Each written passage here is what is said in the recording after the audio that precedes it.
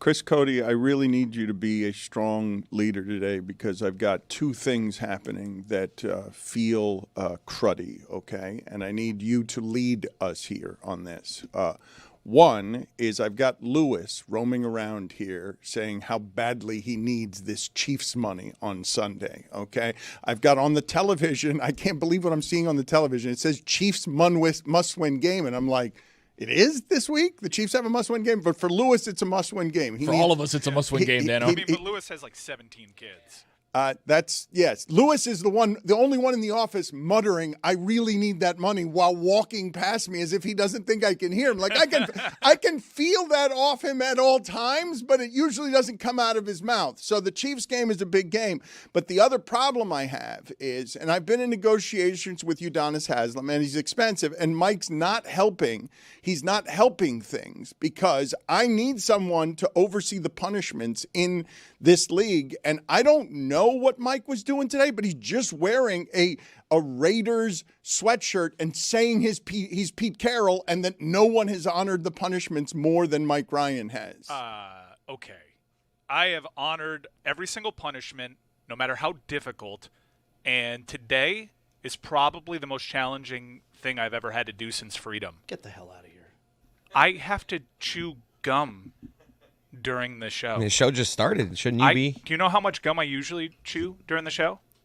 Zero. There might be times during today's show where I have one, maybe two pieces of gum in my mouth while I'm talking. A lot of squatting too. That is a choking hazard.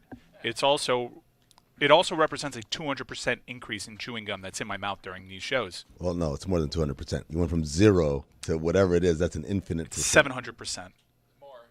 You're the president of the United States now, playing with percentages. Hey, Dan, are you excited for 50-year mortgages? That's how we're going to solve all this. A 50-year mortgage. I mean, if you think about it. Yeah, I just did.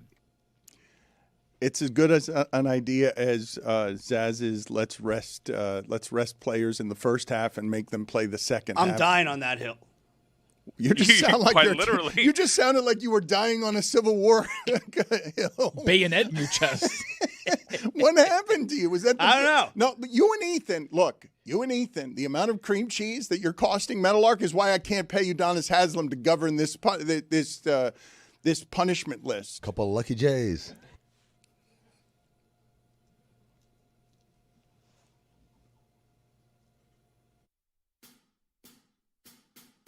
Basketball is back, Jack. Time for our favorite winter sport. The summertime is over, so let's head down to the court. Time for the tip-off. Give me fast breaks on the attack. Will you shoot a three or take it to the rack? Basketball is back, Jack. It's a dream shake down in the post, or a killer cross you love the most. When the offense tries to run and gun, is it man-to-man or box and one? It's big plays and talking smack. That's how you know that basketball is back, Jack. Let me hear you say basketball, basketball, basketball. Basketball is back, Jack. 360 dunks and pick and rolls. And we're gonna watch it every day till they raise the Larry O. Hard fouls and hook shots. A dagger three and hack a shack. If you say this game's the best, I'll say's a gag. Basketball is back, Jack. Basketball is back, Jack. Basketball is back.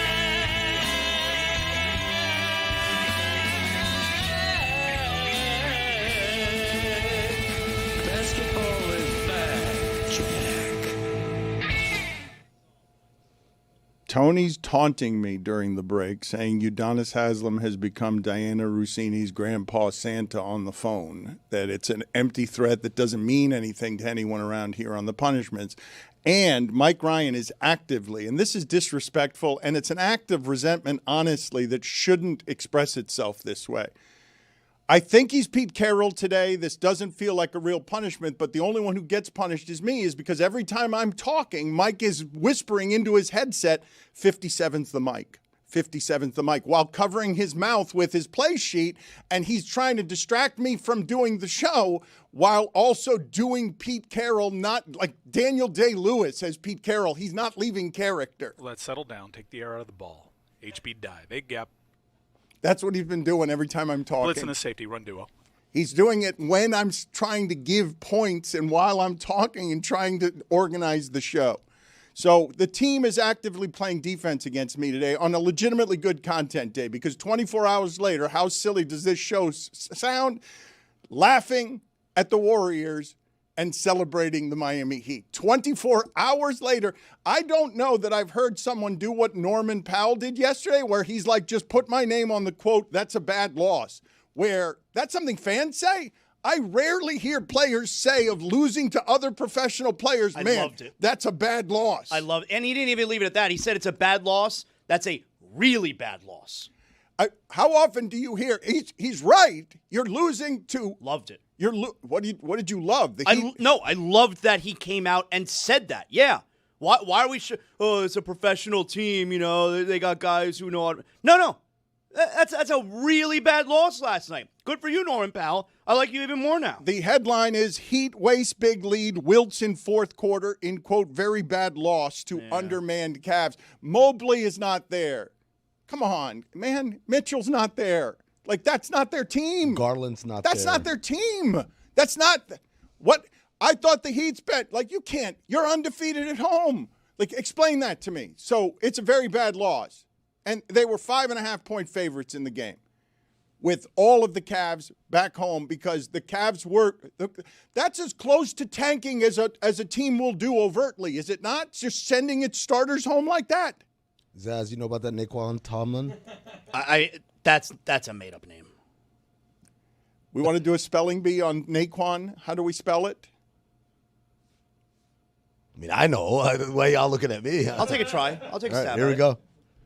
N-A-Q. Nope. You sure? Thanks for playing. That's how you spell Saquon. Very bad loss, Norman Powell says. You guys will, I'm not saying it's the rarest of things, but it's normal for fans to say, wow, that's a bad loss. You rarely hear it in the locker room where a player will say that of other professionals. Generally, they respect the other team's backups. No, I like it. I wish sometimes a player would come out and say, yeah, that's a really bad loss. That team sucks. We should have won.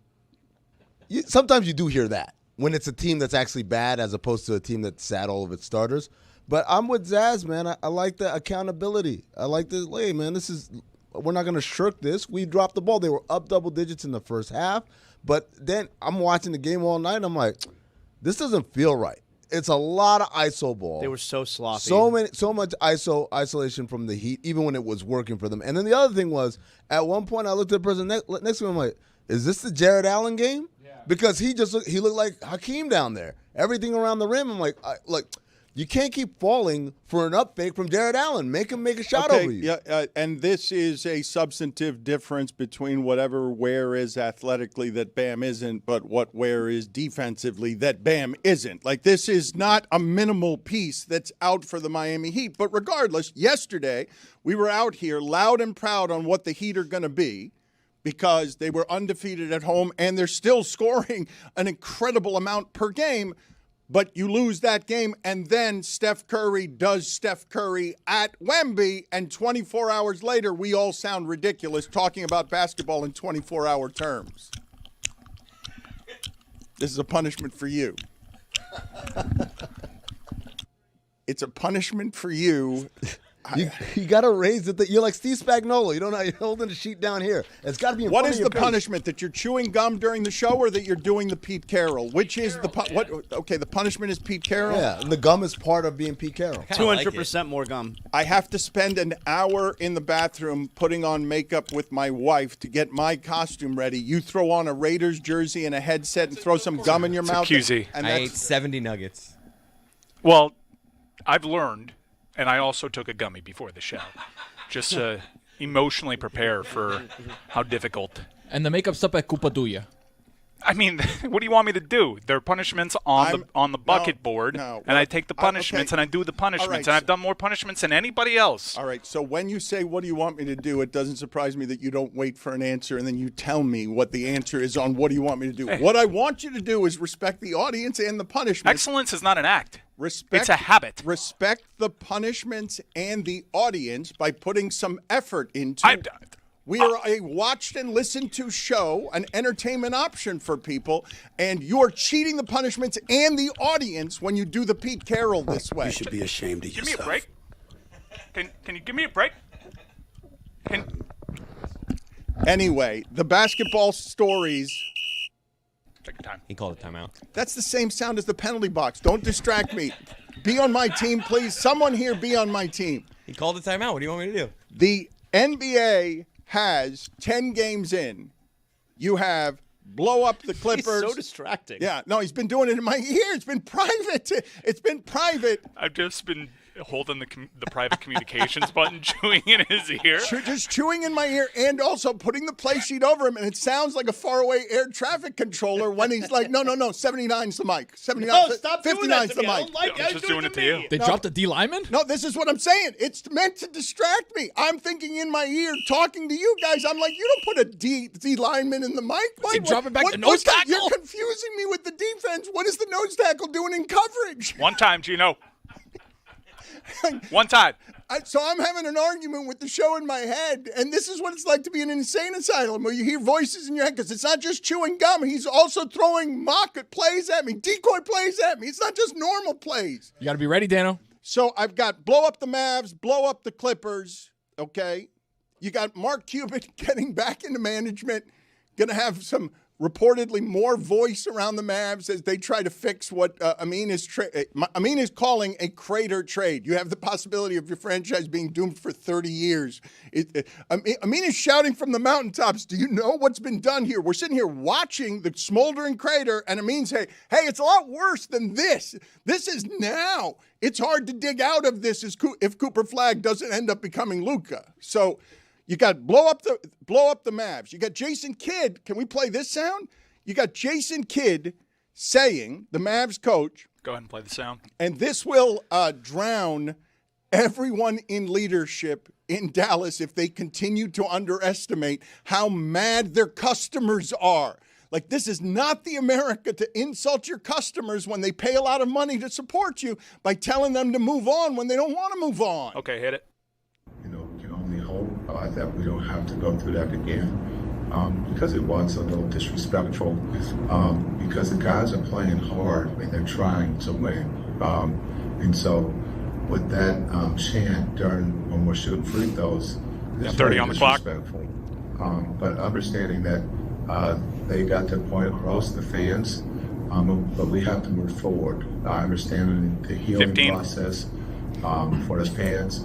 But these guys are playing hard. Ever since the trade, 10 seconds on these the clock. guys have given everything. You have a timeout. You're clear. Zaslow, when I hear Jason Kidd, and he doesn't mean this as lecturing, he's going to protect his players, but this bubble is getting smaller and smaller that these guys are allowed to exist in. Bubble! And they're in the rarest of places.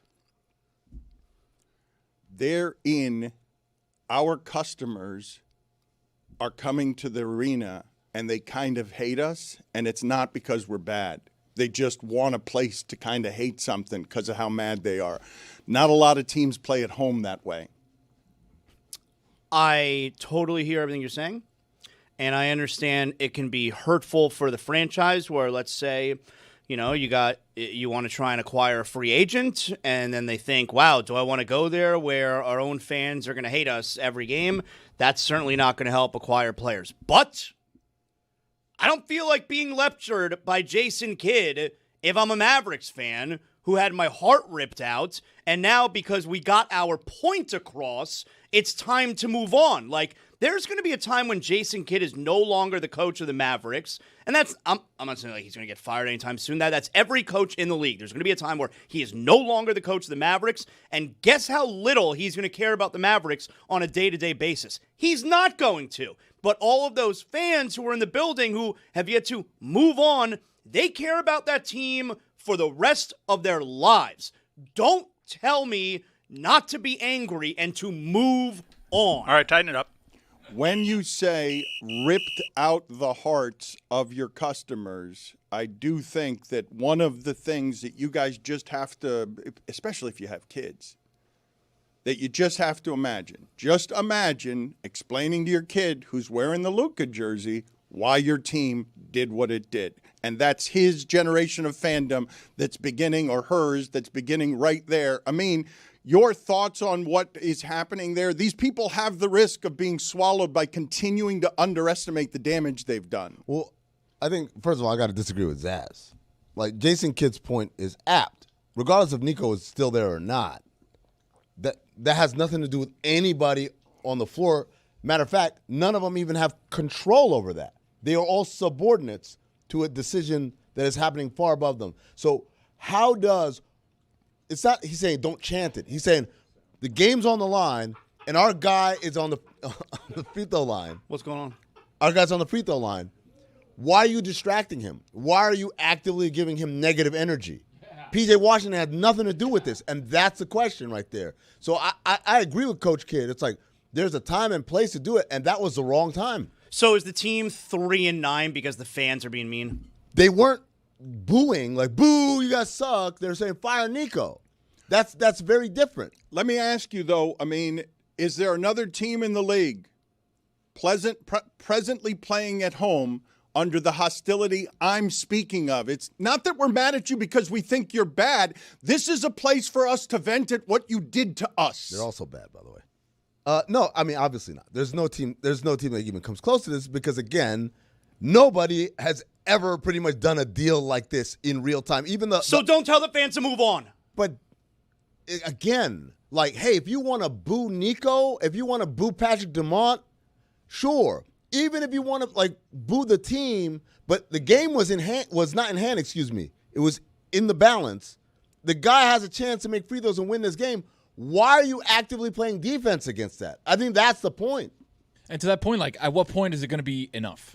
Right? It's the whole season? Probably when the team's season good. after that? Probably when they're good. So what if they're not going to good for another 5 years? But guys, the reason I keep thinking that this is being underestimated emotionally, it's just super rare for a fan base to want to punish its team because it's mad at its team because they want to blame somebody. So we don't care if we win during this shit season because miss the free throws because bleep all of you. That's why I'm going to the game, to go and get into the crowd and have my outrage fed so that I can have lighter fluid. The country's paying attention to me. We have a bonfire in Dallas. Mark Cuban's rushing into the rescue. I got it. I'll save them. And everyone in Dallas is hurt, wounded, and lashing out at the home team. So, Zaz, a comp is when Portland had the quote-unquote jailblazers, right? Their players were getting in trouble, getting arrested. Meanwhile, the team also wasn't so good, right? That's a situation where I'm like, okay, you can boo them. Yeah. You boo them because they are responsible. They are the ones who are doing this stuff.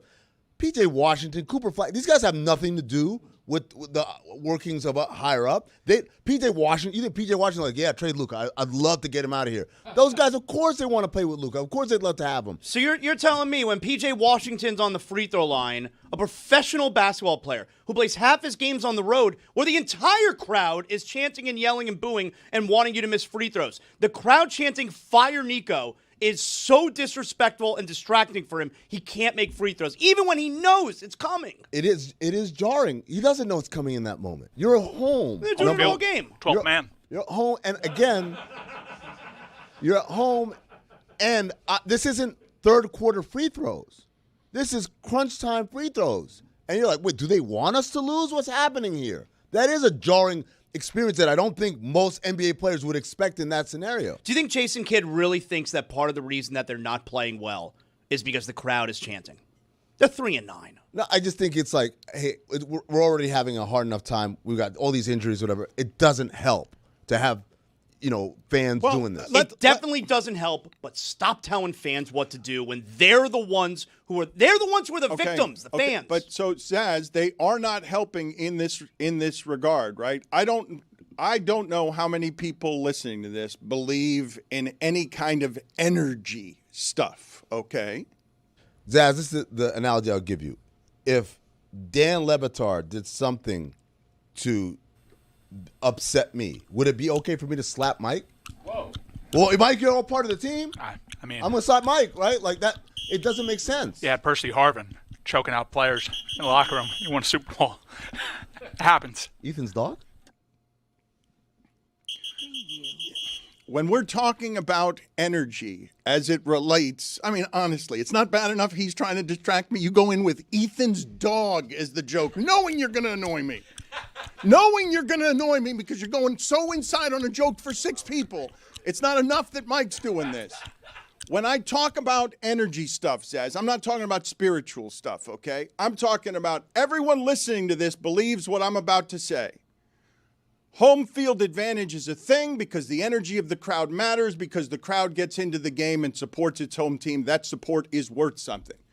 You're going to tell me the opposite of that does not affect players trying to be professionals at the center of that crater? Like, you can argue it if you want, but if they're playing in a place that's a misery energetically, where their own fans are not there for support, holy shit, that's not an atmosphere I'm used to seeing basketball teams play at home in. Right, Dan. I think the important distinction is home energy, positive is what we believe.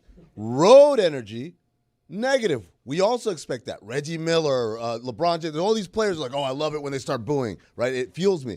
The thing that I don't think any professional athlete in any sport is prepared for is home crowd, negative energy.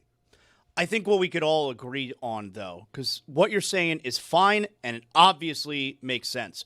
But I think what we could all agree on is this is as unique a situation we have ever seen. And in this unique situation, there's one person who is the victim here, and it's the fans. And I don't want the players or the coaches, who are the ones getting paid, when the fans who are showing up and apparently being disrespectful to you are still the ones paying to see you. I don't want the fan being told what to do. Okay, but the next step on that, you're correct, right? I think most people listening to this would say, yeah, the fans paying customer, don't tell me how to care. I care. I pay for everything. And they're doing it because they care. My care pays for everything here. But when I'm describing the following to you, Jason Kidd is saying from at the bottom of this thing, ostensibly they all care about, hey, guys, that's not helping.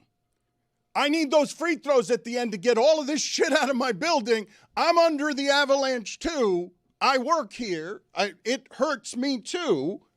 Please stop doing that so that when my guys are taking free throws at home, not whether it affects them or not, we don't have the energy of that's not support. Our customers are not with us.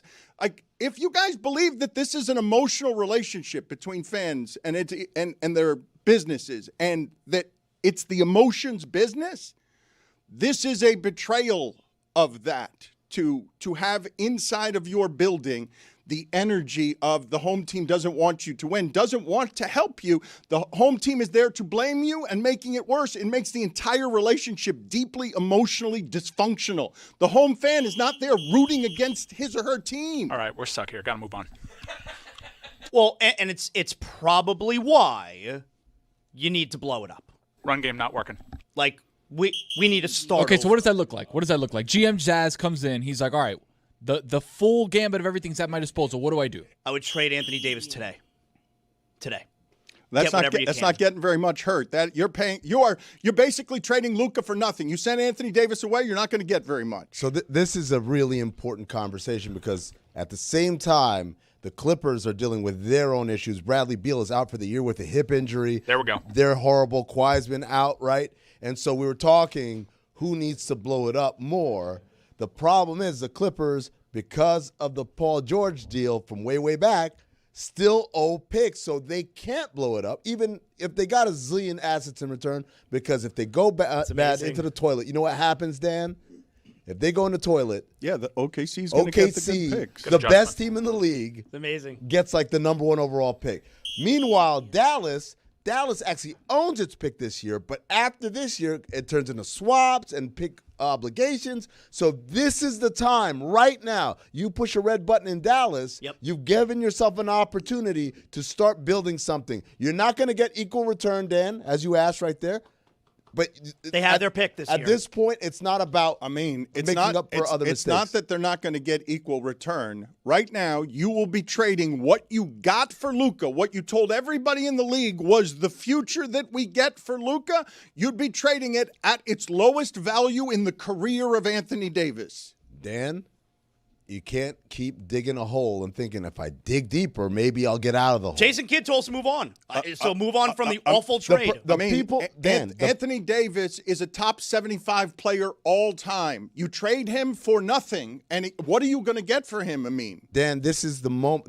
It's more about the timing than it is what I'm going to get for him, right? If I wait until his value goes up, I may have jeopardized the one small window of time. We've got a very tight window to turn keys and push that nuclear option. Outside of that window, we can't have that option available. So it's more about the timing, and whoever comes in to take control, you can't be worried about what the other guy before you did to mess us up. All I can do is do the best thing moving forward from this point on. And right now, the best thing moving forward, probably for Dallas, 11, 12 games in, is blow it up.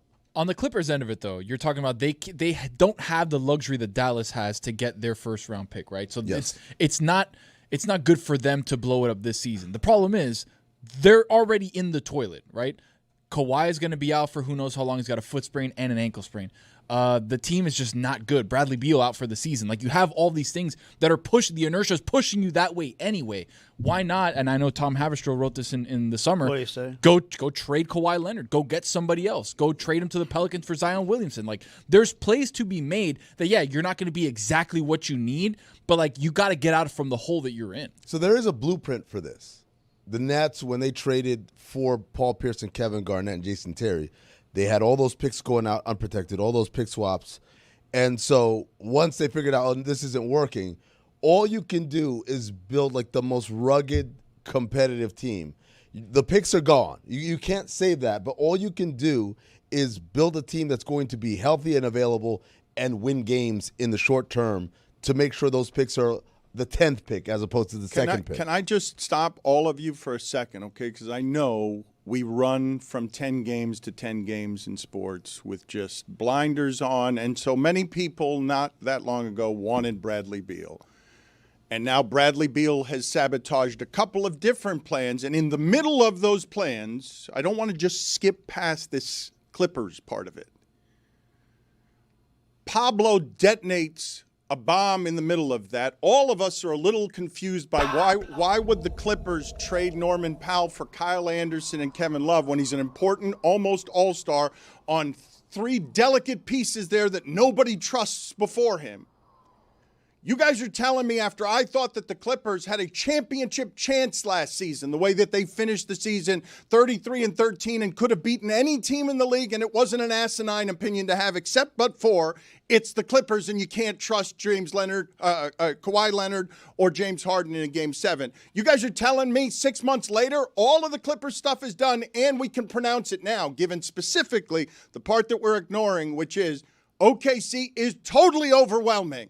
Totally overwhelming. I mean, tell them about John Collins. Yeah, they didn't trade for Kyle Anderson and Kevin Love. It was a three-way deal. They got John Collins from Utah in that deal. Thank you for the addition. The Clippers, you're telling me, are now a nuked thing, fried thing, finished as a product, blow all of it up. when I was not asinine in saying that team could have won the championship, the one that headed into the playoffs last year. No, 100%. And they played so well to end the season. The problem is that's what it is for championship windows with guys in their mid-30s, right? The window is open one year, and then the next year is completely shut. And then you're looking around saying, not only do we have an issue with the NBA who's looking up under every crevice we got about the aspiration situation, Kawhi is not even healthy now. James Harden's okay, he's good. Like, you can get something for him. Zubats has been bad to start the year. Like, Norman Powell's not there. John Collins is an okay piece off the bench. Like, what do you have in the Clippers organization? It's a really old team. Leonard, Harden, Bradley Beal, Brook Lopez. They got Chris Paul's corpse. You know they have Chris Paul's corpse coming off the bench? Dan, I did a bit a long time ago about Doc Rivers' decision tree process. It's like, hey, did you play for me 100 years ago? Oh, come back, welcome to the Clippers, right? And it's funny, he's not there anymore, but it's still the same kind of thing. When you're playing scrapbook GM, like, oh, I remember him. Remember when he was good somewhere else? Look at the names he just said. Other than John Collins, who's young? Who's somewhere close to their prime? They're playing off of memories. And yes, those guys are all still very good basketball players.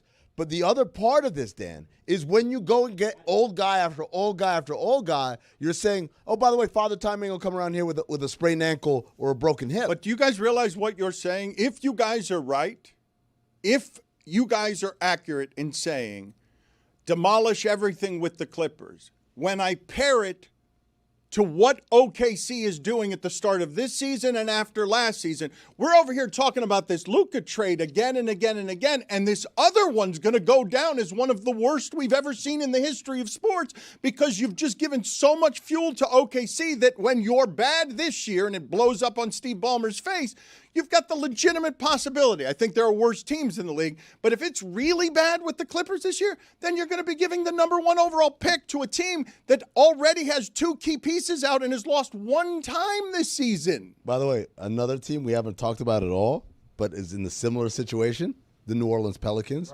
because their pick is going to Atlanta. And they're awful this year. Good job by Joe Dumars. Zion's still fat, and well, no, he's not still fat, but he's still not healthy, right?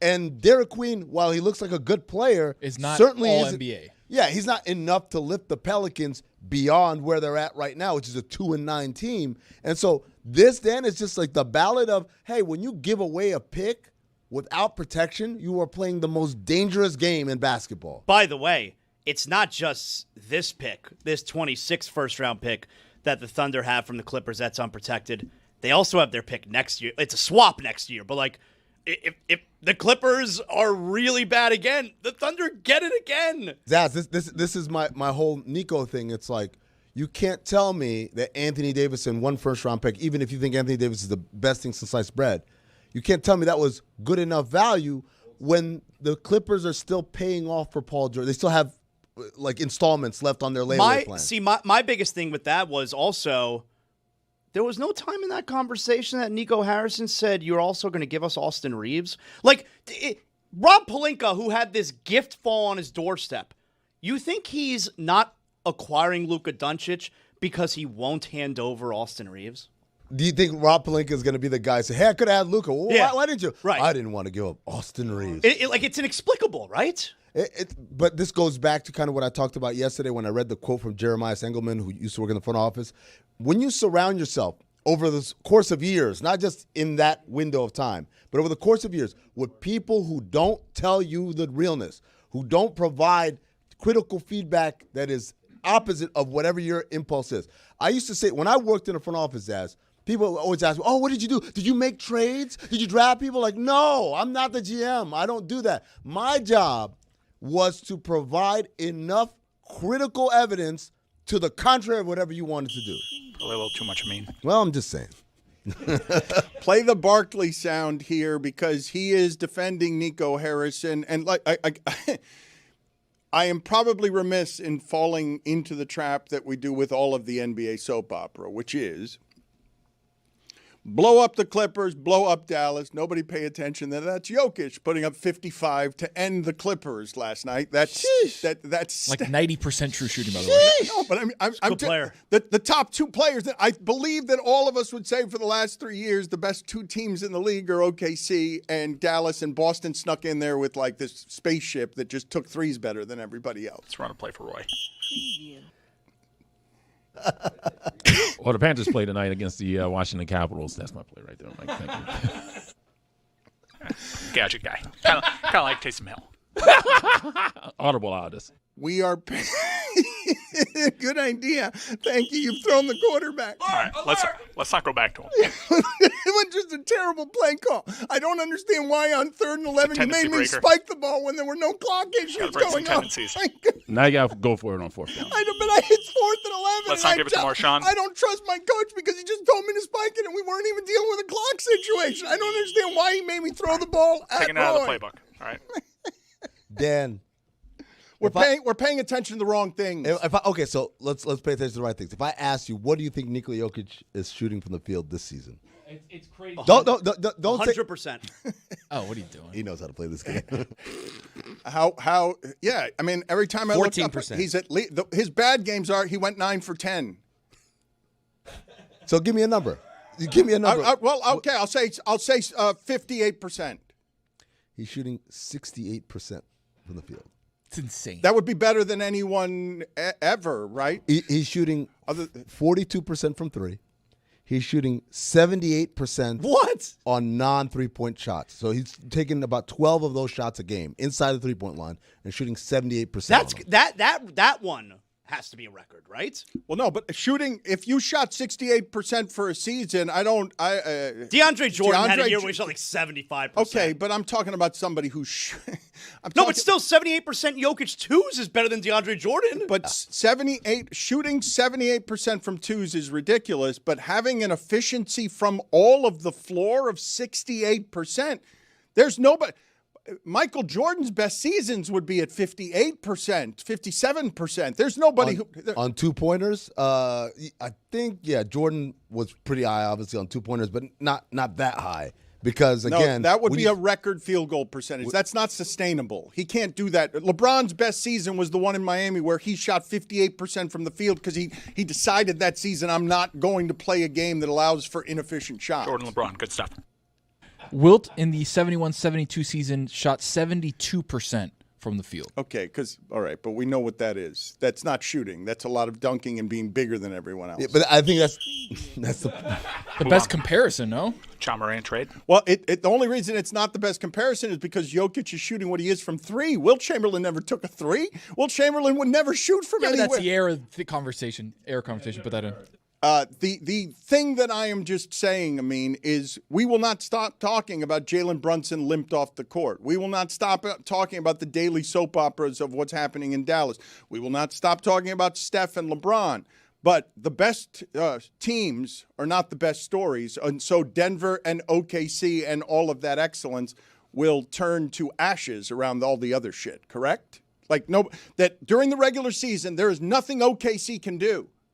Maybe threaten the record of 73 wins in a season, but there's next to nothing OKC can do that will matter. Their regular season is not interesting to the public. No, you just named it. Like threatening the 73 wins, that's the thing, and they're certainly on pace for it. And I think the manner in which they're winning, I mean, again, they beat the Lakers, who have been good this year, and everyone's been really excited and inspired by them. They smacked them, and again, Shai Gilgeous-Alexander scores 30, and again, he doesn't play the fourth quarter.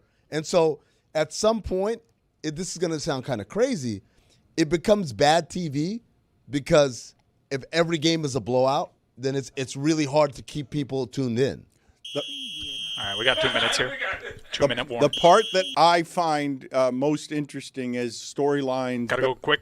Bang against excellence. Quick. Boston snuck in there for a year and took the You need me to talk fast? We got to go, 2 Dan. minute tempo. Hurry up, offense. Roy, what should I do? Audible at this point. Yeah. Don't go to Roy. We don't have an audible. It's Don't go to 2-minute Roy. offense. Don't go to Roy.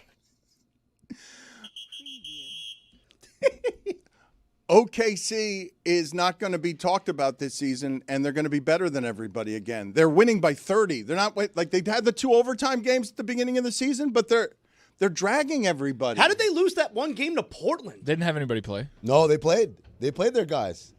What happened in Portland was they played against a Portland team they were playing on a back-to-back. Danny What Avdija. Oklahoma City was. Oh, wow. No one rested? Nobody rested. Wow. And they lost that Crazy. game. Did you just make that up? Did you from that seat just make up that nobody played in that game? Who I didn't said say it. Tony did. Mike did. Tony just pointed at Mike. I didn't say it. What are you talking about? You know, thought we could trust Roy in that situation. Really thought we could. Yeah. Drop the ball. Thought we could trust him. Have a lot of I don't regret. understand. You know, it starts with me. It's I made the call. I made the call to go to Roy. Panthers didn't play last night. I should have known that. You know, he's a lot like Leroy Hoard. You need 3 yards, he'll give you 3 yards. You need 4, he'll give you 3. And I just got to do a better job there. I thought the fans were great. A couple calls didn't go our way. Probably stayed on basketball way too long. Especially with the CFP rankings. That's bread and butter right there. That's our identity. We'll talk politics, so push away the remainder of our audience next segment.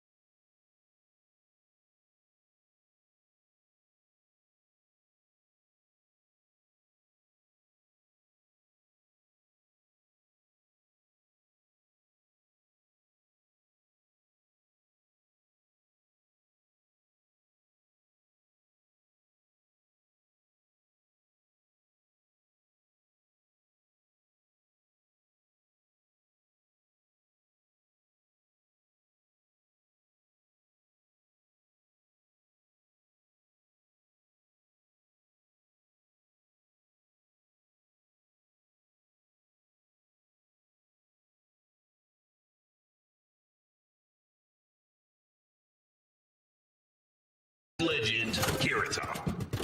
The man is a legend, and he's a legend in Vegas, where it's hard to be a legend. I've seen him. His face is ID to get into all the big places. And he's also, though, he's a Florida guy as well, and I think he should be a Panther fan because he grew up in Boca. So I don't know where he is, but I believe he's bigger than Wayne Newton now. He's more Vegas than Wayne Newton, and I'm not joking when I say comedy legend for 40 bleeping years. 40 bleeping years and still doing it 4 times a night in Vegas. You, Carrot Top, Mr. Top, are rooting for who in this series? You can't say 40 bleeping years. It just doesn't sound cool. You know, you got to say 40 years. But, it's going to be really rough. This might be the hardest decision of my life, being from Boca. I think I performed at the Sunrise Musical Theater when I was young. But my roots, I mean, I'm in Vegas. They're listening to me right now. I'm here in Las Vegas, and it's tough. I got to be honest. I think my heart is a little more for Las Vegas. What? No! I know. No! I'm here every You night. sell out. You sell out. Are you cranking it before the game? You mean like drugs? No, I mean the thing where you crank it and you get everybody hyped.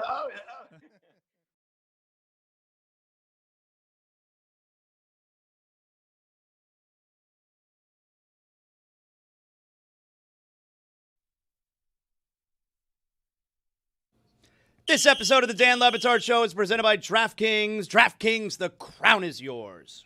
So I really don't know, even though I'm talking to David Samson where and when the time permits, I really don't know how he is doing what he is presently doing, which is a daily show that is 3 times a week now, but is normally daily, as he manages some stuff at home that has been really profoundly difficult, some of the worst pain that I can't imagine much worse pain than what it is that he's presently going through.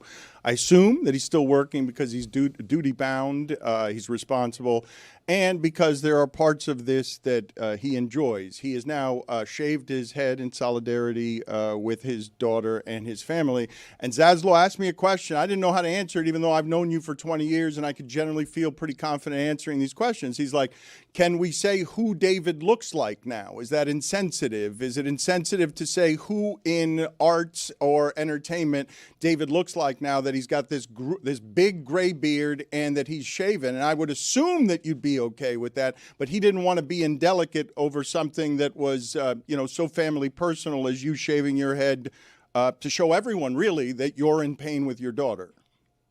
Zaz, go ahead. I don't recognize what I look like, so to me, I don't look like anybody. But if you've got a doppelganger out there that you would like to advance the show with, past Dan's ridiculous takes on Wilt Chamberlain, please feel free. You don't think Wilt could hit some threes?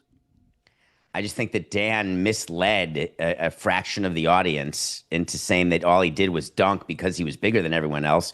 Wilt Chamberlain had an entire, not only did he have a great mid-range game, and Amin, I don't know where you were here with telling Dan, unless part of the rules are now at Meadowlark that we can't say anything bad to Dan. That was just an irresponsible statement, Dan. They threw it to Roy. Look, Wilt Chamberlain, his game was limited.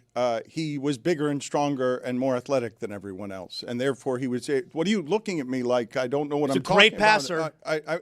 He was bigger, like he was somebody for his time who was more athletically gifted in size, strength, and mobility than everyone he was playing against. You could say that even today. That's not Jokic. He's one of the most athletic. That's not what Jokic is. That's not what I'm watching when I'm watching Jokic. The reason Wilt Chamberlain shot that percentage from the field is because he was playing a whole bunch of people who got stuck in his armpit.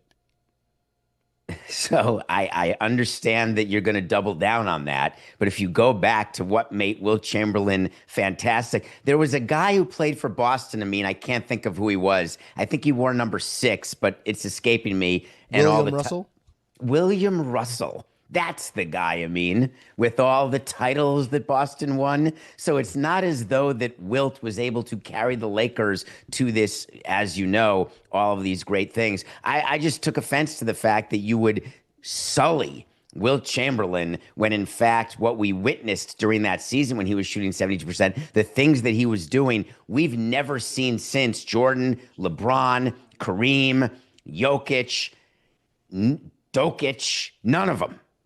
David, number one, I Who found, do I look like? Well, I found you unrecognizable when I saw your show on Monday. That's not an insult. It's just I was like, I was shocked. I did not recognize you. But I think you look like Obadiah Stane from Iron Man. Ooh. I think you look like Jeff Bridges' character, the main villain in the first Iron Man movie. I think you look just like him. Well, that's just bald with a beard. Yeah, that's right. It's a key component. Let me give you the background just so I'm not hiding anything. The reason for the beard is not because I want to grow hair on my face because I don't have it on my head. It's that I shave on Sundays, and I had shaved on September the 6th, which is the Sunday going into Monday, September 7th. And then my daughter got sick on September 12th. And the first thing that she did when she regained consciousness was to play with my what at the time was just sort of a little bit of growth. And every day since then, she plays with my beard all the time. And so I promised I would never shave it, and I will never shave it until I just won't ever shave it for now. And so the hair was because part of treatments is that she is without hair for the most part. And so I wanted it to be, along with her boyfriend and brother-in-law, we wanted to show the beauty of that and take power over that. And now it is a combination where she doesn't spend a lot of time up here. It's still the beard that is the infatuation. So that is the day. And Dan, the reason I do shows is that I want to feel less lonely. I enjoy doing this with you every week. I enjoy interacting with the audience. Unfortunately, my day today is that I have to do something with Pablo that I really don't want to do, but I feel totally obligated to, and I could blow it off, but I don't want to do it to our partner Pablo, who's releasing shows and investigating stuff and being investigated. So I have to do something that takes time away from my daughter with him today, Dan. So if I may, for the audience, if you want to support the things that David is doing, he's got an unusual connection with his audience, and he does feel duty-bound to that audience to do an entertaining show every day that he's still working on, even though it's obviously something that hurts to let the priorities down on, as he must. A difficult question for you that I've not asked you personally or privately. Where are you with the differences in how it is you're experiencing love these days, and what has been changed about you over the last 2 months of nightmare as you've confronted a life turned upside down with something you could not have imagined in your worst nightmares as being this kind of life-altering? Definitely could never have imagined the situation. And I would say where I am with love, and it's something that I think about, obviously, because you'd think that your reaction would be that you want to take advantage of every minute, that you want to remember every moment, and that you go back with some regret over decisions that you've made over time you didn't spend with your daughter when you could have.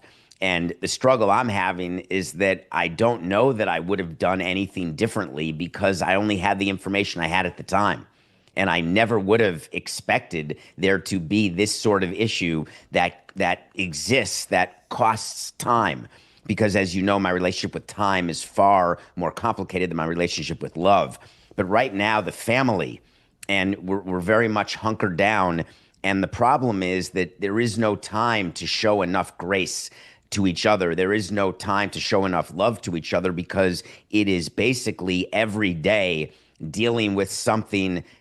Does this help her get better? That's the question. Does this help give her a moment of being happier? That's the question.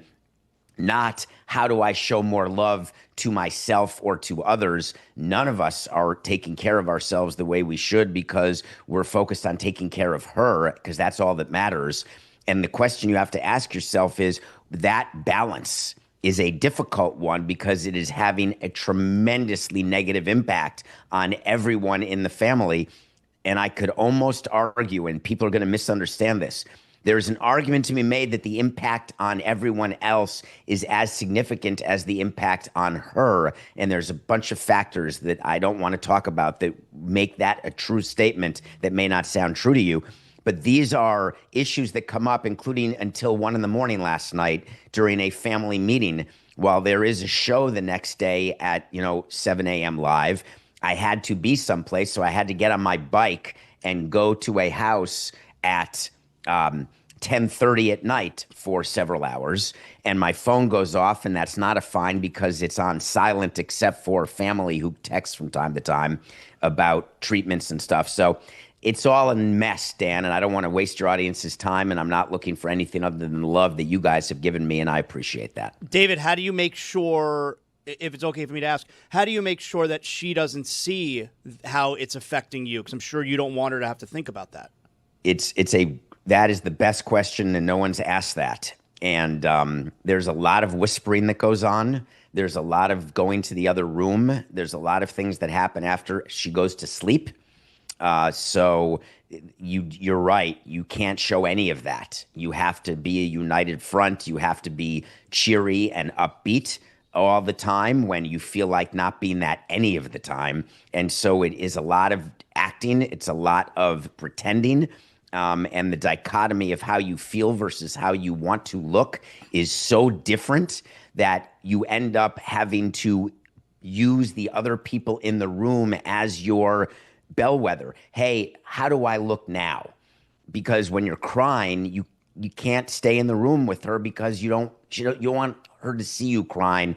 And so we have a place where she is, where we go and cry out of sight. It's really something, Zaz, but you're right. You don't want to ever show any of that to her. I'm going to try to move on to some of the other stuff here in a second, including playing some video that will lighten this up of David on a bicycle that I was sent yesterday that must have been a mortifying situation to him because it looked like he was running through the city of New York with a stolen bicycle. But before we play that particular video, just one more thing for people who have sort of witnessed your journey over 20 years with this show. There was a time that you walked out of a funeral many, many years ago where you felt something and you felt like you had almost cried and you felt a human emotion that was a bit rare to you. It had reached you in a place where you allowed yourself to be vulnerable. How much has that stuff changed in the last 2 months because some part of this has allowed you to be broken open and really really realize that you have been a dutiful father and you have had love inside you that might come with regret and guilt right now, but you know how hard you love. Like, you're under no confusion about that right now. No, I'm not afraid to or ashamed to go full Rosie Greer. I've cried every day since September 12th. At some point, there isn't a day that goes by where it's not in my head. There's no escaping from it. As I sit here with you, there's no escape. Even doing nothing personal, there's no escape. So I can't find the escape. I don't know if it'll ever happen. I don't know. What therapists have been helpful with is trying to navigate the unnavigable. And the problem is that that road can't start right now because we're in such acute emergency situation that the only thing that matters is what we're doing in terms of care. So the answer is every day is a struggle in a way that is hard to talk about. And the video you're going to show is a perfect example. And I don't know how you got the video, actually, is a perfect example. I think it could have been Bimmel. That I recorded a show that just came out last night with Pablo. That show was recorded yesterday. And I was in between a treatment and in between a therapy session. And I had to get to your studio to record in a certain time frame. And so the only way to do it was on a bicycle. And that is true. That happened yesterday. All right, so they're downloading it now. Pete Carroll has gotten in everyone's way in the video room, and something that would have been available moments ago is now being overmanaged and micromanaged because Pete Carroll has decided to go into the other room and block the video from being played because he's making some sort of editorial judgment in tone and content. Dan, he's got to learn everybody's job top to bottom. That's why he's the CEO of the company and for the Oakland Raiders. Like, he's the guy making sure, hey, guys in the video room, I know what you're doing. I need to see what's going on over there. He's doing what he's got to do over here. I applaud. All right, Mike, let me know when it is that we have the video that we're playing for the audience to have perfect comedic timing of a stolen bicycle. But how mortified were you? Because you looked pretty miserable in the video. You looked like, because the alarm was going off on a rental bike. It was a rental bike, and the alarm was he couldn't take a step because all of a sudden the bike is hovering above the ground, and the rented bike needs to always be on New York pavement. So let me explain. When you take a rental bike, you have to park it. And I had to this happened. This is me going from shooting the sporting class to the hospital, and I needed to be on a bike. And so I had a bike to the studio to arrive for shooting time, but I couldn't find a parking spot. So I had to take the bike into the studio and then take the bike out of the studio. But during the filming of the show, the bike went dead and the alarm went off as though I had stolen it. And when the electric bike's alarm goes off, they can't be moved, and they're super heavy. So I was schwitzing, trying to move the bike, knowing I had to get rid of that bike to get a new bike to get to the hospital at the right time in order to get to the next appointment. And I was in full panic mode. And Bimmel, God bless him as CEO, his first thought was, a la Pablo, this looks like content. Let me tape it. So I'm trying to get the bike in the elevator. I can't lift it. And he can't help me because he's too busy videoing. Let me hear the That's sound. what happened. Play the sound here real quick so people can hear our guy Bimmel harassing David Samson with a stolen bicycle. Since this happened, you were stealing a city bike. I was going to be late to sporting class. And so I couldn't be late. I couldn't find a parking spot, so I brought it to the studio. And now they think I'm stealing it. David Sampson's life right now is an emotional Iditarod. He is just running from place to place with sled dogs that are exhausted. Regardless, David, Mike, please stop hassling the people in the other room. You're getting in the way of the show. Like, stop doing that. You're chewing gum and distracting the entirety of the show with your punishment. Dan, he kind of looks like Hancock in that video. Yeah. He's got the beanie and the glasses. You do look pretty good, David. You do look like you've got your stuff together. Let's get to some sports stuff here because the sporting class is where it is that David Samson, John Skipper, and Pablo do the sports business stuff better than anywhere else I've heard. David does a lot of good sports business stuff on Nothing Personal. But also, I would imagine that you have been better on this baseball gambling scandal than most people, because I've been confused that, A, the basketball gambling scandal seems to be something that's getting a lot more attention, coverage, and interest, when the baseball scandal means one of the best closers in baseball is probably never going to throw a major league pitch again. And that seems to me to be it should be a bigger story. It's a pretty big story, but it should be a bigger story given what that guy's career trajectory was.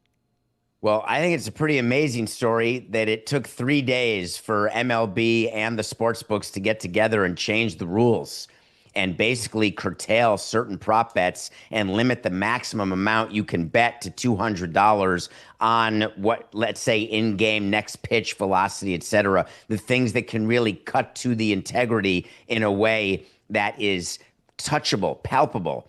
And I want to give credit to DraftKings. We're obviously a DraftKings network. We are a DraftKings show. But it's not easy when you are approached by a league with an existential crisis and your view can be the Heisman, which is, hey, that's your fault. That's your problem. You can deal with it. Instead, they got together and said, we can find a way to make sure that all the customers, because that's what matters is customers, that they realize that we're all interested in the integrity of the moment and of the game. And therefore, we're going to be willing to throw money away, not take the amount of money that we could in order to give the appearance of more and more credibility. And it all happened super fast. And that's the thing to do when you're in the news and it's bad. Do something good and do it fast, and then there'll be the next story that people will focus on, and that's what MLB did along with the books. But walk me through this part of it, right? Because one of the things that has always been a deterrent in recent years to the biggest and best players in sports being contaminated by corruption is they make too much money. Can you explain to the people, given how good Emmanuel Clase was going to be, over what is being reported as about $400,000 for just about everyone involved? How much money did he just cost himself as someone unlikely to ever throw a major league pitch again? Yeah, I think that what people are missing is that rich people want to be richer, and players in that category, they like a lot of free stuff. Rich people like free stuff. If you go to anybody who's rich and say, hey, I'll give you an extra $5,000, you might say, wow, I won't bend over for $5,000. But guess what? Rich people do. They'll take the $5,000. And so it doesn't matter. Clase was not thinking to himself, hey, I got a chance to make $20 million. I'm going to turn down $5,000. That was not his thought process. Answer my question. How much in career earnings did that closer with that arm at that age cost himself? Let's conservatively say $25 million. Conservatively. A year? What's your point? A year? No. That's about what he would make. That's about where he would make. Let's say, now, could he be one of the relievers who could do it for 10 more years? I'm just saying average. Let's just say $25 million, which would be an amazing amount of career earnings. But what people have been saying, and I don't think you're one of them, unless you're doing it right now, is how could he be so stupid and short-sighted to take $5,000 to throw a ball as a ball and sacrifice the possibility of the $25 million. And what I'm telling you is players, people, they don't think that way. The person who robs the bank is not thinking about getting caught. He's thinking about what he's doing with the money. I don't know how the bank robber thinks, but you tell me, Amin, what you think of this. You think Terry Rozier right now is considering how dumb it was to count $100,000 in cash and risk all of his career earnings? Like, the bank robber, is not usually wealthy. I think the big thing is people believing it's something I can't get caught. So in the case of the pitchers, it's like, it's the first pitch. I'm still going to strike the guy out or get him out. No one's going to notice. No one's going to read up on that pattern. This kind of high-profile case reveals to all pitchers now, they know. They can tell, right? In the Terry Rozier case, I think there's a difference between I don't know. I feel like a lot of times it's not necessarily, hey, I can make money on this. Like, oh, I'll help my boys out, and I don't have to pay for it. That's the only thing I can think of if indeed he is guilty I can of see doing that this. being. Well, no, but that's probably the case in all the cases, isn't it? I don't know about those pictures. Yeah, well, no, it's when you read some of the details, that seems to be what's happening there. Is it not, David? Yeah, no, it's not uncommon what you're saying, Amin, where you think that players, and this happens in all sports, you see it in basketball and baseball, of course, you have no idea how big the payroll is for some of these players, how many people they're actually supporting. And this happens not just with Dominican players, but especially with Dominican players where their families just don't have money. I'm not talking about second generation like the Guerreros or the Tatises, but it is very, very common that player is looked at not just to support his family in the Dominican, but his family's family, his friends' family. And you see a lot of destruction and jealousy and anger that comes when people do not get money that they're expecting to get. It is a whole big Megillah.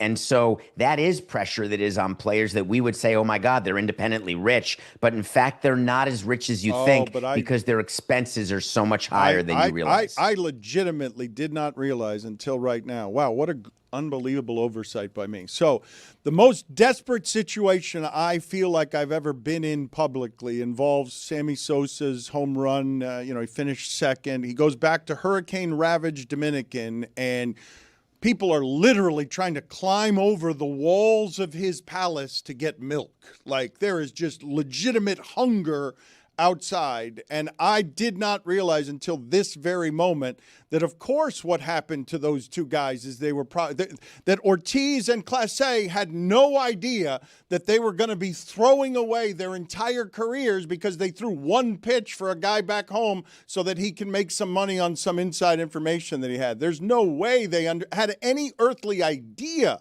what the consequences of that were. That's certainly where my head is, Dan, and I see it all the time. And we see it mostly in the Dominican, not with gambling. You see it with steroids. So many of the players in the Dominican are doing steroids, and when they get caught, their view is, hey, listen, it was worth the shot. I thought that I could mask it, but if I do these steroids or if I lie about my age, I have a chance to get a larger signing bonus. I have a chance for my family to have an actual floor or an actual roof. The pressure on the players in the Dominican should not be undersold. Yeah, give them a water break. Water break. Nothing Personal is the name of the podcast, and he is back to watching some movies occasionally, trying to get back to some semblance of normal life around what he is doing. Before we get to whatever it is that you're reviewing, Amin, have you seen Being Eddie on Netflix, the Eddie Murphy documentary? Not yet. It just came out this week. I've been watching a lot of basketball. I will tell you just one story without spoiling it that was great. Jesse Jackson saw the barbershop scene in Coming to America where Eddie Murphy is playing all of the characters, including an old Jewish white guy. And Jesse Jackson goes to Eddie Murphy and says, all those guys are going to be stars. I feel like all of those guys are going to be stars in the movie. Where's the spoon? What are you reviewing for us this week, David? I hope someone in the room has seen House of Dynamite. Nobody. Not anybody. Are you kidding me? Audible. House of Wax? Okay. Forget it. Check out the line. No, but the purpose of this review would be to have a conversation. I can review a movie no one's seen on Nothing Personal on Netflix, directed by Academy Award winner Catherine Bigelow, about what a government does when there is the day after tomorrow, that's an old reference, but for the younger people in the audience, that was a show about a nuclear war with Jason Robards where people thought there was an actual nuclear war. This movie, House of Dynamite, is about what goes on when there is a threat, the possibility that there could be a first strike done by our enemies and what we would do, how we would react, what are the chains of command. House of Dynamite does it from every angle, from different parts of government, and then it builds to an end where the end is Wait, I can't say the end. It's the end of the don't spoil it, Dave. It's the end of the chair company. And boom goes the dynamite. No spoilers. So no spoilers, No Mike. spoilers. Thank you. So if you watch to the end, people are very concerned with the end of this movie, and they're losing what the movie was about. And the movie was about an examination of what perilous ground we stand on as it relates to nuclear proliferation and what could happen any day with leaders who are irrational or leaders who don't understand what it means to be in a world order. And so this movie took a chance, and it's being criticized because of an end, and nobody's discussing the entire first hour 40, and that's what I would prefer people to focus on. So Bigelow made award-worthy art, and the conversation gets hijacked afterward that ignores the art and just becomes whatever the controversy of the day could be at the end of the movie. And that's a very telling thing that's happening, where we are forgetting the forest and we are so focused on an individual tree and its sapling that it's making me insane, actually. David Samson is a noted bicycle thief. He has nothing personal. You keep playing that sound whether Mike's ready to talk or not. Like you guys are not talking. Yeah. No, I know. A lot of errant whistles in the crowd, Dan. Look. He stole a bike. Chris. That doesn't call for a whistle? Stop, thief! Chris, I know. You don't need to give me your breakdancing move of I know what you're doing with the whistle, but Mike not hearing the whistle or reacting to your whistle just makes it something that's actively distracting to me as I'm trying to do Always works. A live show. What was you that? opening a code? What was that? Camera. What was take that? more dancing. Okay. All right. I'm trying to do a live program here. Ooh, look at those shoulders, Dan. That a lot of people are watching. That is not helpful. Pete Carroll is an active distraction. The punishment is only mine. David, nothing personal. Support the things that David is doing. He is being very willful about doing them right now. Thank you, sir. Much love. Before I update Doug Christie's latest press conference, I can't believe that I get to do Amin Finds Out. Oh, nipples. I've got Amin Finds Out because Amin came in here today wanting to report something and wanting to get into the Pablo Torre Finds Out game where he is revealing to the audience something it did not know in a way that delights and enlightens the audience. So Dan, iPhone users might have experienced this thing. I haven't. He's too distracted, okay? I am. Chris, no, but it's not just you that's distracted. It's not just me that's distracted. Chris has imaging for Amin Finds Out. He can't do it because he's too busy with those damn whistles. Like he doesn't have the imaging ready because he's doing a different show, the show that him and Mike want to do, that has now hijacked the video room too. All right, let's pull him. Roy? Roy, take over. He's going to the backup. Yep, we're pulling you. Wow. Oh, hey, let him go. Help the listener, please. Help the customer. So if you were an iPhone user and you've recognized recently, oh man, I feel like I'm misspelling a lot. I know I'm typing. It's like I'm making all these typing mistakes. How is this possible? Right? Is there something wrong with me? You're not alone. This is happening to a lot of people, myself included. And the reason is there's a problem with the new iOS. I watched a video of a guy who slowed it down. You're typing the right letters, and it's entering the wrong letters. So No way. I'm dead serious, dude. You see the H get toggled, and instead of H, it'll be U. Like It you'll has to see do the with A and S for me. Right, AS. Like it is actively playing defense against you. This is a big problem. I don't know why the iPhones are doing this, but I literally thought, I swear to God, I thought I was having some neurological disorder. And like, man, this is me getting older now. I can't type. I thought I'm typing the right thing, but I'm looking at the words. It's gibberish. Turns out, no, it's not you. It's the damn phone. That is Amin finding out. I don't think you can do funnier than alleging against yourself a neurological disorder while stumbling on the neurological.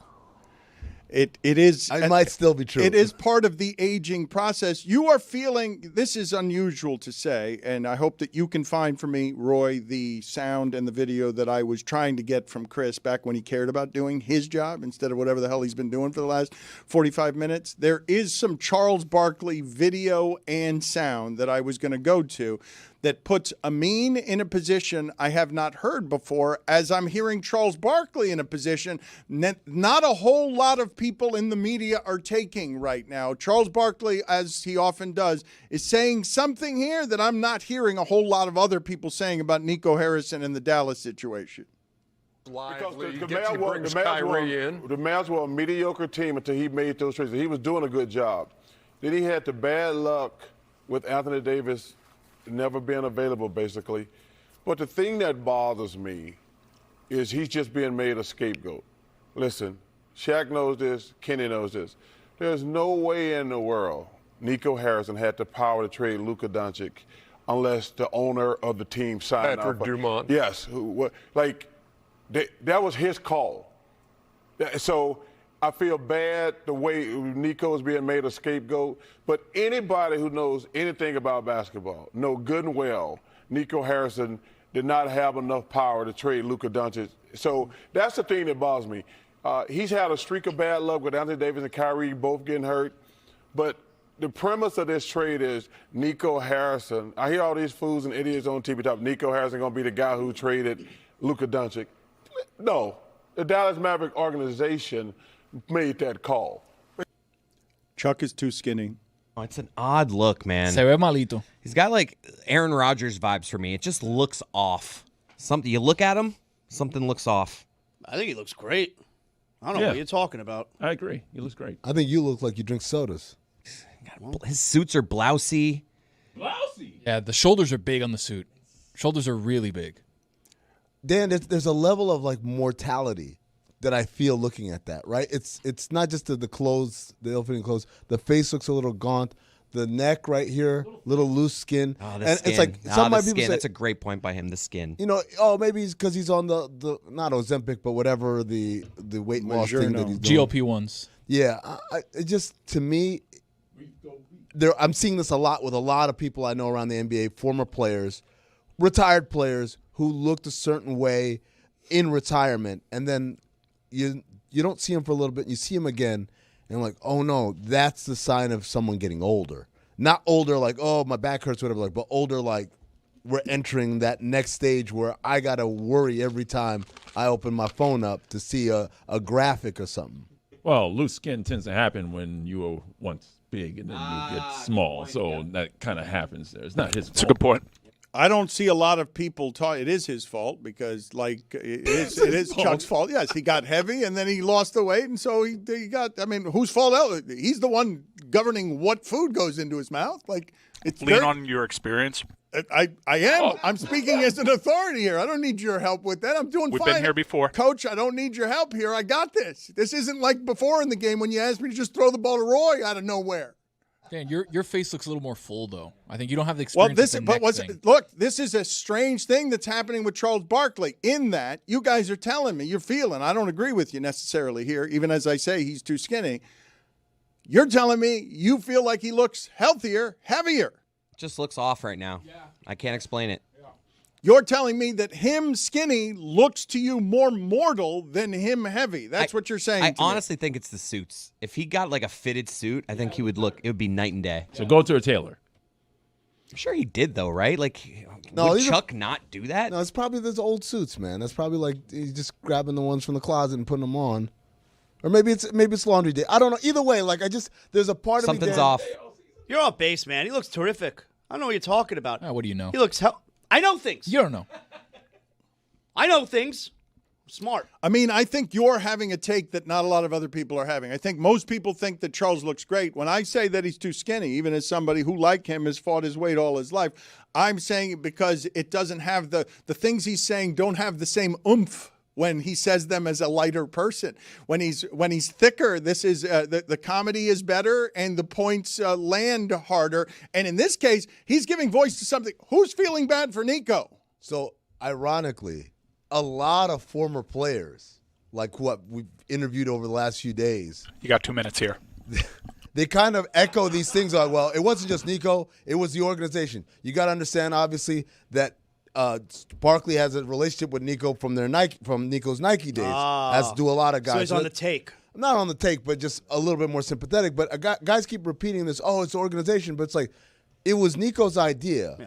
And the owner employs you to be an expert. Yeah, the owner's not a basketball guy. You're the basketball It's like if I go to my doctor and my doctor says, hey, you should take this medicine, and then it has disastrous results. Oh, but you allowed him to give you the medicine. Yeah, right? like no one would say, it's my fault for taking the medicine. It's my doctor who's the expert's fault for telling me. Why are we doing another press conference? You're on, Coach. All right. Started slow. Kind of sad a little bit. Dug ourselves out of it. Whistles killed us. Whistles were, they were just really bad. Too many whistles. Made the right call. Pulled a young guy. I still have faith. He's our quarterback. 100%. He's still our quarterback. But Roy did give us a spark. And we settled in. We're able to come back in that one. Most important thing is, just secure the W. We'll look at the film. We'll reevaluate. We'll get out of the building alive. You've aged. It's a hard profession. Any other questions? What did you think of the idea of somebody distracting people with bit while they were trying to talk seriously about mortality? I mean, it's a trick play, no doubt. Want to keep the defense off balance. Amin was palpably and obviously distracted while trying to talk about serious subject matter because you were in his ear chewing gum and I think shaking ice. I'm sorry, where's the question here? I'm downer Dan. No one's down over here in this room. All right? No one's down. We're building a program. We're in year 2. All right? What's up, Trevor?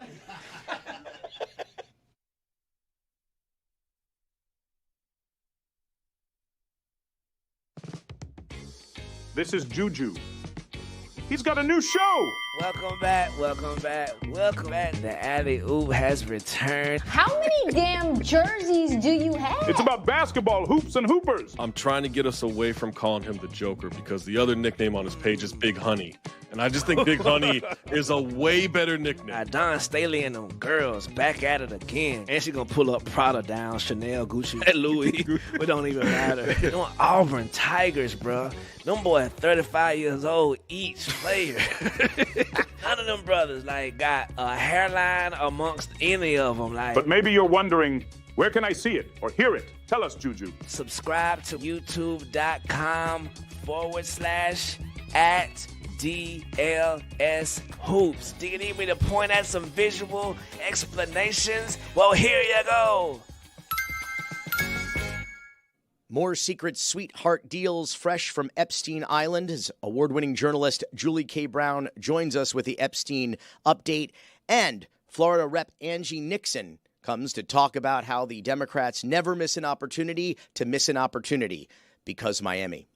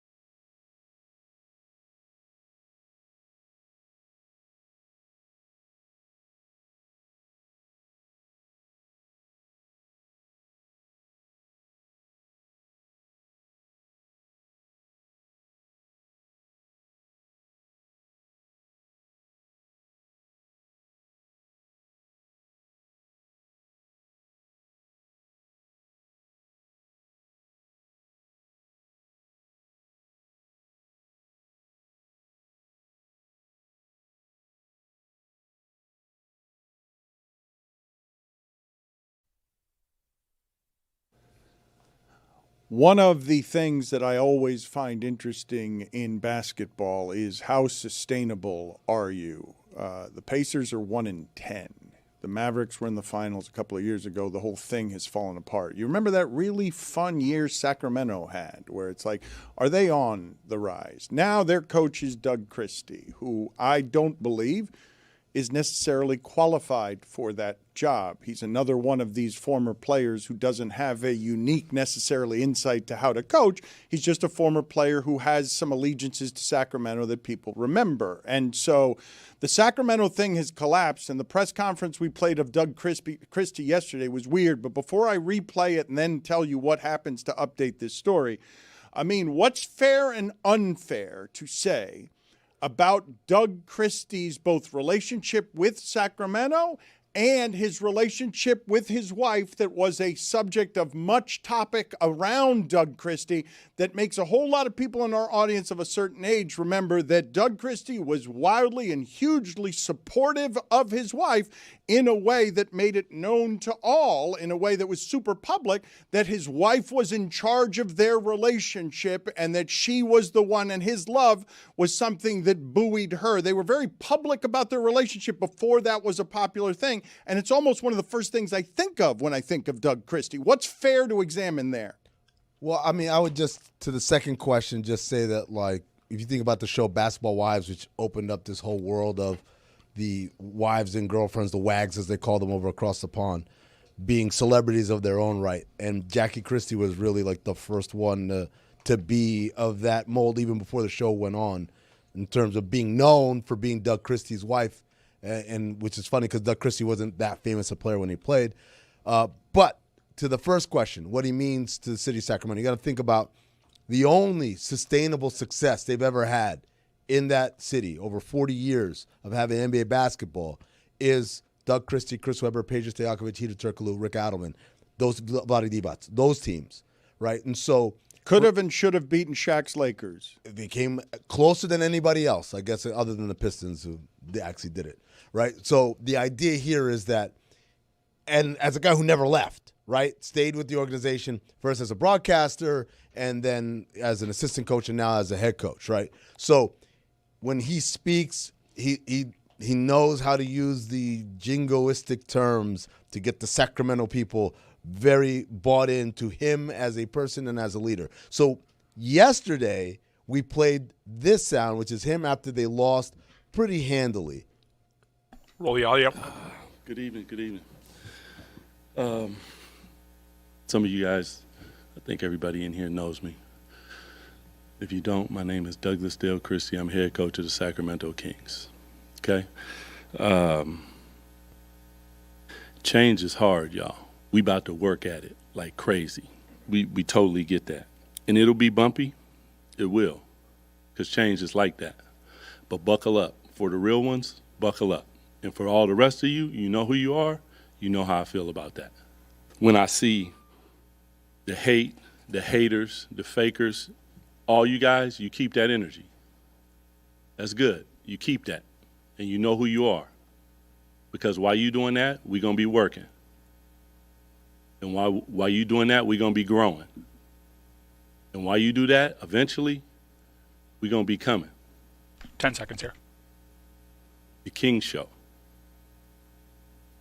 Sac proud. Know that. 3, 2. All right, Amin, go ahead. Set up a second. So that was after they lost to the Nuggets 122-108. So last night they play against the Hawks. Worst team, right? Also a home game. Surely better results. Roll the sound.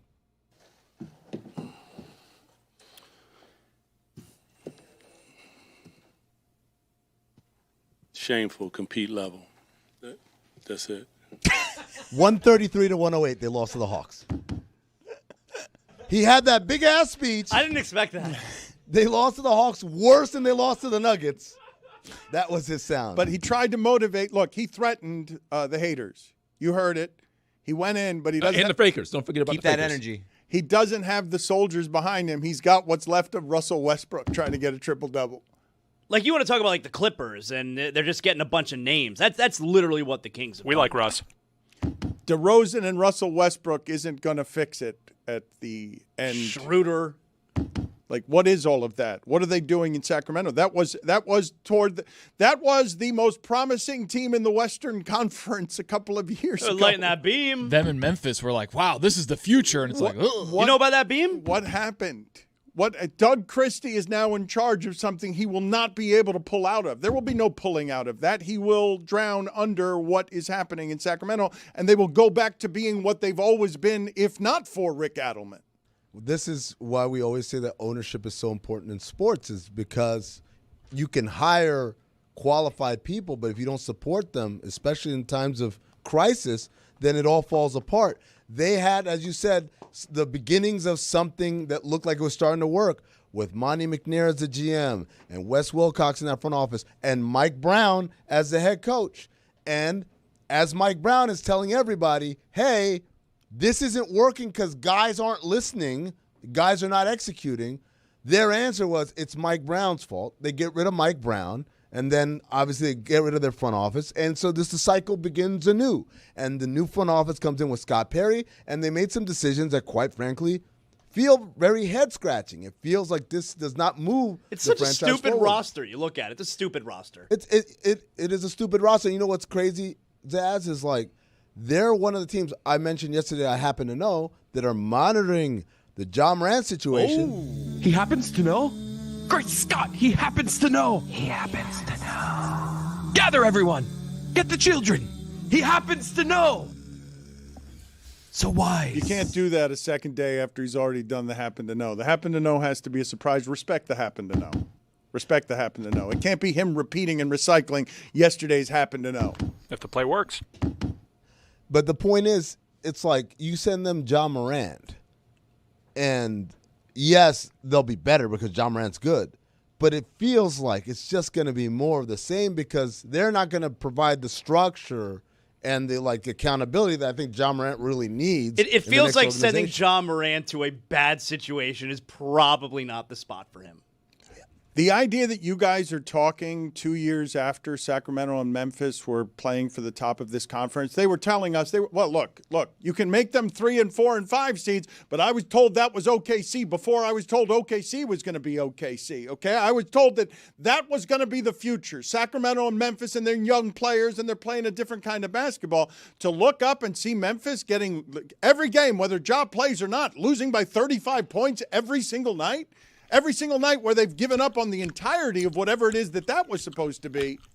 Dentex ready. I don't want to do football yet. I'm not happy with your governance of today's game. You've been actively distracting Amin. I've heard. Gotta go.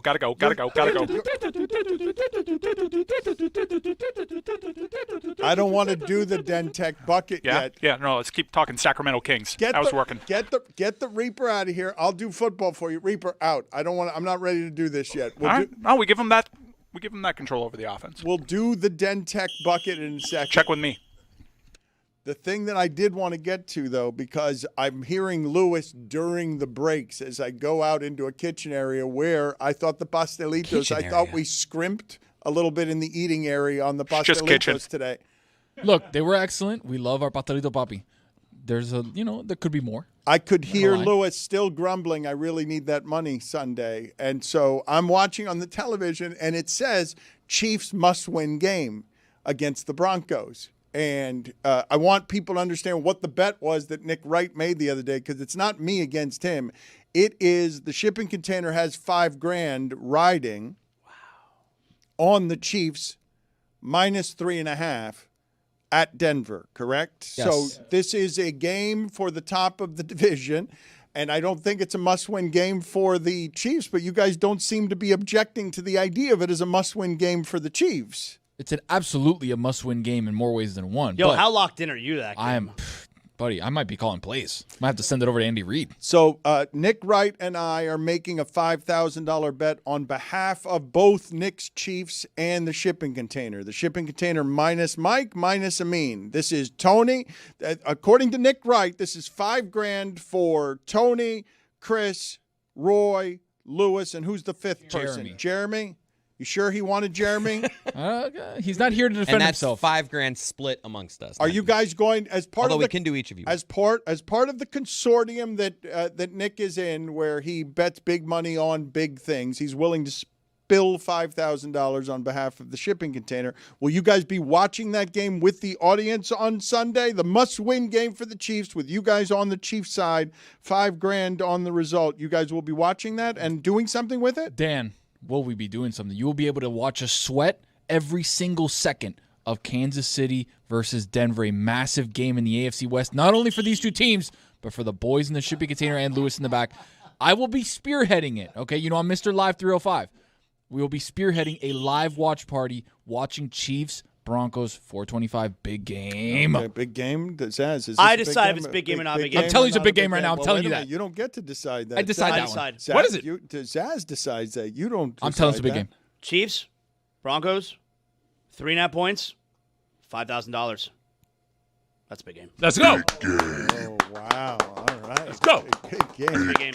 Good decision. How many other big games are on the schedule? Let's do the Dentech bucket. Go get the shamed Reaper and allow him into the room. There's actually one other big game, by the way. Seahawks versus Rams is I'll decide that. massive game. Is that a big game, too? Hold on a second. Don't forget the Raiders. Seahawks, Rams, NFC West. That's a big game. Woo, another big game. We got another big game. Wait, three big games Bucks this week? Bills. Wait, I don't know. Coach, what do you think about Wait Bucks a Bills, minute. Coach? Not I'm focused on Dallas Monday Coach night. doesn't decide big games or not big Need a games. quarterback change. Zaz decides that. Bucks, Bills. Bills coming off of a bad loss to a stinky team. Bucks coming off of a loss to a good team. That's a big game. Oh, okay. Three straight big games. Big weekend. Yeah. I think we got 4 big games. No, we don't have a fourth. Detroit and Philly. Big game on Sunday night. Wait a minute. Is that a fourth big game? That is a fourth. Sunday big night game. football. Lions, Ooh, that is a big one. Eagle. I decide. Lions, Eagles. That's a big game. All right. So they're just all big games. Yeah. No, that's it. Just those 4. That's it. Not all of them. Most of them are not big First games. game ever in Spain? Most of that. Okay. Washington. Oh. Miami. Both teams are 3-7. Terrible record. Not a big game. Not a big game. They're not all big games. We got Chargers, Jags. Oh, that's a good game. Yeah? Is that a good game or a big game? You don't know the difference? Impactful. 2 playoff teams as of right now. Chargers, Jaguars. Trevor Lawrence sucks. Not a big game. Not a big game. Trevor Lawrence doesn't play in big games. Big game. They're Chargers only for 4. playoffs. There are only 4 big games. Amin, go ahead and reach into the bucket. Go ahead and turn the music back on. I like to rummage. I got the Broncos. So you were at 4.5. Now the line has gone up to 4.5. You should keep it. I'm putting it back. Ooh, wow. He's an ally, You got to Dan. fade the shipping container. It's a big game. For the record, by the way, the game on Sunday, according to our lines, it's 3.5 because the line here is 4.5. It's gone up a point in favor of the Chiefs. So Nick got that line at 3.5 earlier in the week. Just, I don't want any confusion if there's a 4-point controversy. I'm rummaging. You just put back a 4.5-point favorite at home that's first place in the division. Steelers. Yep. The Steelers Cincinnati. are 5.5-point favorite at home against Cincinnati. But Flacco, though. The Bucket is presented by Dentech's Ultimate Fantasy Football Punishment. Learn more and sign up your league at dentech.com. Tomlin is afraid of Flacco. I'm worried. He is afraid of Flacco. That's true. It's the only guy who makes him blink. Mike, I don't need the soundtrack of you chewing. Can Coach pick the Raiders? Is that a controversy? Don't let him look in the bucket. I see him cheating. He should just get the Raiders. Just go. Can we We're just gonna give him the we're gonna Raiders? defer. What do you mean you're going to defer? Second half, Dan. The Raiders are at home against the Cowboys. You get the Raiders. The Raiders Nah, are. we defer. The Raiders We are defer. 3.5 Come back. point home dog. Come back after half a use. I got the Giants. I'm going to throw that back expeditiously. The Giants. Good job. Jameis Winston. Ooh, the Jameis. He's 7.5-point underdog at home against the Packers. I know how that one's going to go. Weird team, Packers. Packers kind of weird, yeah. Unserious. All right, That's here what we go. Dominic Foxworth says. Wow, I Not got a se- big game. Bucks. Wow. You've got Tampa Bay, so Tampa Bay is going to end up being I'm on getting the points, road. Dan. I'm getting Yeah. 5.5. Well, no, you're giving. Yeah, you're getting 5.5 points. No, you're not getting anything. You're a 5.5 point dog. You're getting a loss. Is Getting what you're 5.5, Dano. Remember when we used to wear gloves for this segment?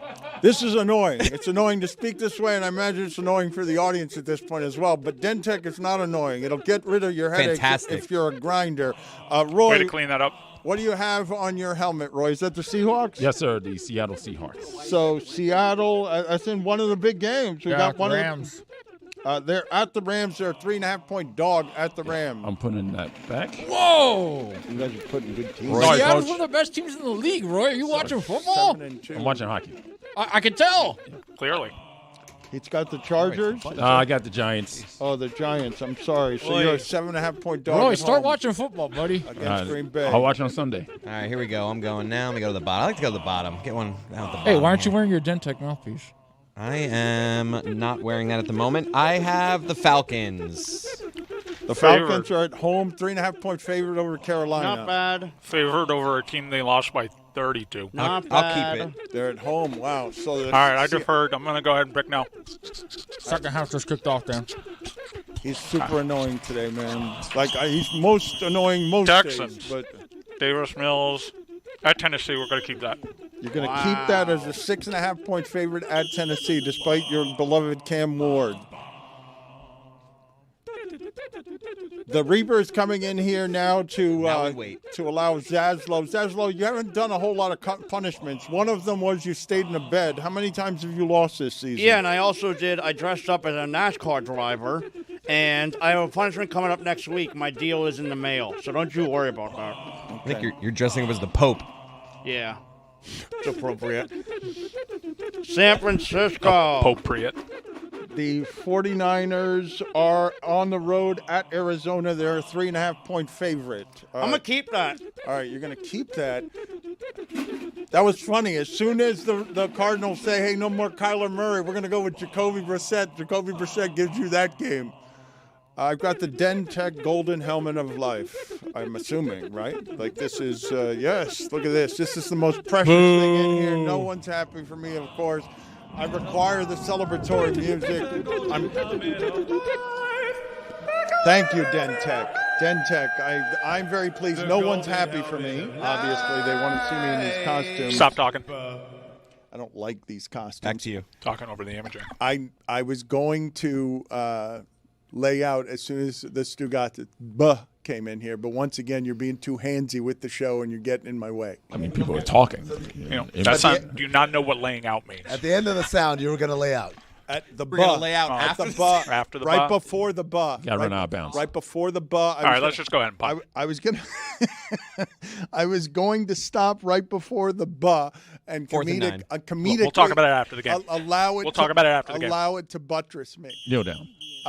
I'm reading headlines this morning, and I did not see this game, okay? So you will forgive me for not knowing that Hannah Hidalgo is a great player for Notre Dame in women's college basketball. She scored 44 points last night. But when I saw 16 steals, I'm like, does Akron have a point guard problem? Because 16 steals, I don't understand under what circumstance I could be watching any game that someone is so athletic that they've got 16 steals in a game. What would you guys think is the record in an NBA game for steals in a game? Because when I saw 16 steals, I'm like, that can't just be about Hannah Hidalgo is great. She'll score against everyone. She'll score 44 against a lot of people. But if I ask you for the steals record, when I see 16 steals, I assume the steals record is like half that. That's something closer to 8 than to 16. The NBA record for steals in a game is 11. It's two guys, Larry Keenan and Kendall Gill. Ooh. Keenan did his in 76, Gill in 99. Shout out to Kendall Gill, the boxer. 7 players have done 10 steals. 16 steals, though, that must be very fun to play basketball that way. to be a player who can steal the ball 16 times feels to me like what would be a dream scenario for how can I be more athletic than everyone it is that I'm playing against, so athletic that I can dominate the game by doubling up what would be a normal steal total for an amazing game. Or just playing against some sloppy passes, bad turnovers, bad ball handling. Also, I mean, what's the cookie rate on those 16 steals? Because that's an important thing to note, right? Is it 16 steals where I'm getting in the passing lane, I'm getting one? Or is it cookies where I'm taking what you're dribbling and those are mine, thank you, excuse me? The cookie percentage is an important We need to element. check that out, yeah. We need that before we can confirm anything. By the way, you talk about Hannah Hidalgo. What you know about that? Audi Crooks, man. Oh, yeah, she Iowa dominated State. last night. You know about that? You saw that? Yeah, I saw what Audi Crooks did. She had like 40-something points last night, man. 43 points in 20 minutes. Yeah. Crook would be a better name for somebody who's doing the steals, I would imagine, right? Than the point totals. Can you guys tell me whether or not you've been following at all the journey of Gilbert Arenas? Because it's been really interesting to watch all the things that Arenas is doing, pouring a great deal of money into the making of content. He's gotten into the content business in a way that is expensive and has been successful. There are not a lot of athletes who have had the success in this space that Gilbert Arenas has. Gilbert Arenas, during his playing days and afterward, is an uncommon personality anywhere in athletics where he's actively willing to be a troll. This goes back to his playing days. He got suspended, one of the longest suspensions ever that I thought, before watching the Netflix documentary, I really did think that Gilbert Arenas didn't get into historic suspension trouble for bringing a gun into a locker room and having a showdown with Javaris Crittenton. I thought that the suspension initially would be over that. And then I thought, no, the reason that he got that long a suspension is because while he was still playing, while they were trying to figure out what to do with that, he came out and did a gun celebration with finger guns, and then he got yanked off the court. But it turns out, after watching the Netflix documentary, that the reason he got suspended for that, he says, is because he was just on NBA planes going back and forth all over the place with a bunch of guns. Dan, a couple of things. Gilbert Arenas, like Shaquille O'Neal, sometimes embellishes stories, right? But it is true. His initial suspension for having the guns in the locker room and all that was like 2 games, 3 games, or something like that. He gets reactivated. That first game back when he's reactivated, he comes out with the finger gun salute, and David Stern blew a gasket. And that's when he threw the book at him, which is what I actually ask Adam Silver to do all the time, throw the book at him. He's being introduced before a game in the middle of this controversy, and as he does so, he does finger guns as if he thinks all of this is funny, that he's getting suspended for a couple of games. So this is the backdrop. This is the guy, kind of guy he is. I mean, even we talk about the showdown, if you will. Crittenton walks in the locker room, and Gilbert has 3 guns on the chair and says, pick one. And Crittenton says, I don't have to do that. I got my own. Cocks it, starts singing, oh, let's do it. And it said everybody ran out of the locker room except for Gilbert Arenas. And I heard this from not Gilbert Arenas. He sat back and he laughed. So this is the level of troll, ladies and gentlemen. He's willing to die for the joke, right? Or at least he was when he was a player. When Gilbert retired, I said, this guy would be great on TV. The problem is he's Gilbert Arenas. He plays by nobody's rules. We had him on the jump one time. Our producer sat with him for 40 minutes in pre-show meeting. All they were doing was going over words you can't say. What about, can I say this word? No, you can't say that on TV. No. They finally landed on douchebag. Can I say douchebag? Fine, Gilbert, you can say douchebag. And then he proceeded on the jump to work the word douchebag into every single answer of every question thrown at him. This is a Gilbert Arenas who at another time could never exist on TV. But because of the great equalizer of the internet, he has become a massive star for all the reasons of rule breaking, of being a troll, of all these things have allowed him to be a massive star. Now, here's the deal, Dan. We got the gambling scandal, and this is him talking about the day he learned, maybe I should stop trolling. Me trolling my own case, and I'm ready to snitch, right? And then I'm looking at the case like, all right, Chauncey, Rozier, the f*** this guy doing me? What happened is we're getting ready to go on the show. So I'm like, I'm not going to mess this moment up. Not going to mess this moment up, right? So what did the lunch bag say again? Informant lunch. I didn't know, because, I'm reading on real time and then, going on a show, I didn't know how serious that was. And then once I realized how serious it was, it kind of scared me. But them, right, it started saying like, the crime families. Like, I've heard these names before. Right, you know, like I'm watching because I watch Dateline, and I watch, all this mob shit. So I be watching like, okay, got in an argument at a restaurant. Next day, restaurant blew up. Oh, okay. Car blew up. Whoa, like, okay, so they serious about their business on just arguments. This is real. This is for families. Mm-hmm. And my name is in it for no damn reason. Do they think this is real? Do they think I'm a part of it? Listen, I didn't get in my car for about a week and a half. Really? Hell no. I mean, let's talk about what's real and what. No, I believe I don't. This one's interesting, right? I did not believe that there was a trolling line that Gilbert Arenas would not cross because I, too, marveled at in a locker room where Gilbert knew what his power was as the star and the star moneymaker. He pushed a teammate to the brink on the game of chicken of, you're not going to shoot me in here. Here are the guns. Teammates are running out, but he's that committed to the joke. Layout.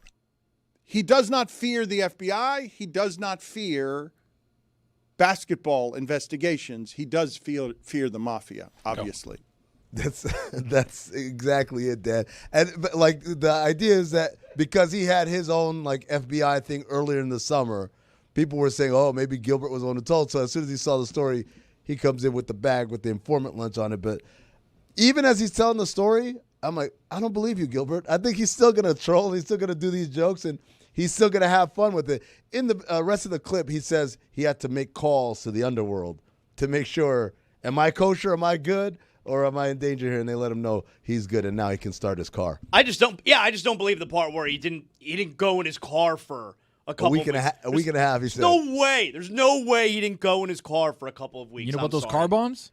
Well, yeah, I do. Okay, so? So there's no way he didn't go in his car. Well, I stutter? Just trying to tell you. I do believe he was scared, though, and I don't believe he scares easily. There's a moment, right? There's a brief moment where you're like, oh, shit. Like, I'm making a joke, and I'm thinking I'm making the joke at the expense of Terry Rozier, or at the expense of Chauncey Billups, at the expense of Adam Silver. And you realize, when you look at the names on that list, you're like, oh, there's some people who don't make jokes. They don't make jokes, yeah. And I need to clarify real quick. My name's Bennett. I ain't in it. My name's Paul. It's between y'all. What were your thoughts, on the move that Steve Kerr made where he's saying he's ready to make major changes, and the major change is right after Draymond says hidden agendas, it's Kuminga, you're going to the bench.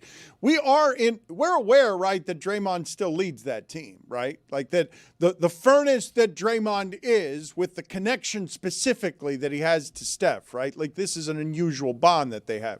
In the fire, the only ones who survived it was them. Durant got blown out. Get out of here, Clay. We're the furnace. It's going to be Draymond does all the little things. Steph does all the big things. Good cop, bad cop in the locker room, I would imagine. I imagine that everybody loves Steph and Draymond's the one policing it. They go out and they beat Wemby last night after Jimmy Butler's there with Draymond saying, no, Kuminga's the problem. The problem here is Kuminga. And now Kuminga goes to the bench. Well, Anthony Slater also posited yesterday Brandon Pajemski, the third-year guard, had made comments in the summer that they deemed to be a little disrespectful. That's about stupid. I saw those comments. So Brandon Pajemski was asked how good do you want to be? How are you going to take the mantle or something? He's like, I want to be better than Curry. And apparently the veterans got mad. Why? That's stupid. Who cares? He's saying he wants to be one of the greatest players. That's not a good thing to say. A level of it's weird. It's a sport that demands delusion, but also realistic delusion. I've told the story before about Aaron Aflalo, where he told us in our pre-draft interview that when we said, who's a guy in the league whose career you think you can mimic? And he said, Kobe Bryant. And we said, well, no, yes, obviously the best players, we want to emulate them, whatever, but realistically, you look around the league, who's someone I can have his career, and he's like, Kobe Bryant. And we were like, yeah, dude, you're not going to be Kobe Bryant. So then we explained to him, we think you can be like a bigger, more athletic Raja Bell, can do a little bit more off the dribble, can defend a little bit more versatility because you are tall or whatever. And it was like we told him, hey, can you clean our toilets barehanded, please? It was so far beneath him to say, hey, you can be Raja Bell, which Raja Bell, all defensive team, played on some teams that went to the finals, some deep runs. Well, when you talk about these delusions, though, do you guys not understand in the Warriors locker room how Jimmy Butler, Draymond Green, and Steph Curry would look at anyone else in the locker room and be like, you have no idea how hard what we just did was for the last 10 years. You have no concept. Go to Amin, did he? Oh, don't do that one. Like, do you think Jimmy's a part of any of those conversations with? Jimmy feels he belongs in that conversation. First of all, Draymond and Jimmy are lockstep, right? It's the two assholes who like to hold people accountable in the most asshole way possible, which, again, in Draymond's case, I think for both of them, they're vets. They've been in the league long enough. And I think the things that they demand are good basketball. They're not demanding, hey, just keep passing me the ball and get out of the way. They want you to play better. For Draymond in particular, and I said it yesterday when we were talking about him and Steph and Clay when he was there and Andre Iguodala when he was there, they're really understanding about what makes this thing go. Not just like, hey, give the ball to Steph or whatever, but literally the attitude and the approach of the championship mentality. It's not for everybody, right? The way they do things there. And so when you see someone who kind of breaks away from that, they're like, no, man. We put four banners up there doing it this way. To hell with your way. Okay, but here's where the Warriors are stupid. What did they expect with Jonathan Kuminga this year? They went the whole summer, we don't want you, you don't want us, and then eventually he signs the tender, and yeah, he still needs to go out now this year and get his because he wants to sign a long-term deal. And you know what? Coming from Jimmy Butler, that's pretty effing rich. Where last year, he tanked the Heat because, he wanted his money, even though Jimmy's probably made $200 million in his career. Jonathan Kuminga's made squat. And, you're upset that Jonathan Kuminga's trying to go out there and get his? It's kind of stupid that the Warriors didn't acknowledge That's this. a good point. Kind of trailed off. I think the context is important, right? In the sense that Jimmy Butler last year, we all knew it. You looked at this Miami Heat team, this is not a championship team. Meanwhile, in Golden State, they feel like they are a championship team. And so when that agenda supersedes the ultimate team success, it becomes threatening. When it's like, we're not doing anything anyway, then it's a little bit more acceptable. What the Warriors expect. What they expect out of it this year.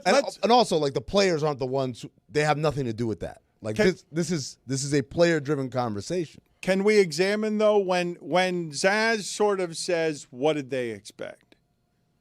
Let's make it A.J. Brown now in the Eagles, okay? Let's make it the big controversy in football where you've got a 7-2 team and someone who we know to be great is saying, I want to be great from within the greatness. I'm always great. A.J. Brown is the number one receiver. We all know it. The only thing that's ever stopped A.J. Brown since we've learned his name is the Eagles' offense. We know that that's a human being that can't be covered by just about anybody. And so A.J. Brown is in the middle of this saying, I know how to be great. I know how to be great within this greatness. We have won. Look, this string of winning Philadelphia's done doesn't happen very often in football where you win 23 of 25. These things break apart. A.J. Brown is in the middle. We're sitting here talking about how does Russell Westbrook how does LeBron James end up fitting in with a group of people when you've been the great thing the entire time? A.J. Brown is a mess around a team that should not have any messes given the level of success that they have.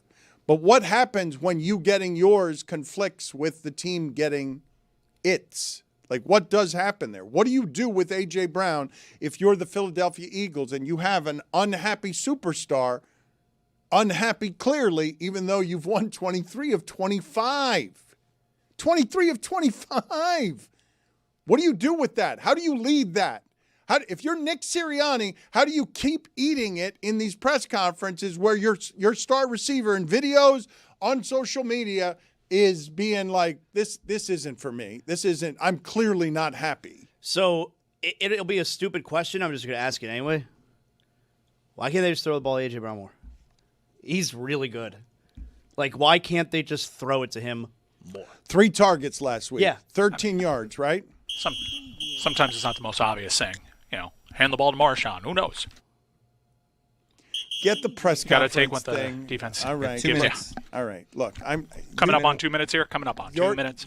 I know that already. I just said that. You're aging, and I asked for your press conference materials. All you've been doing all show is chewing. Does your jaw hurt? It actually does a lot. All you've been doing for 3 hours now is chewing. Chewing in the meeting before the show.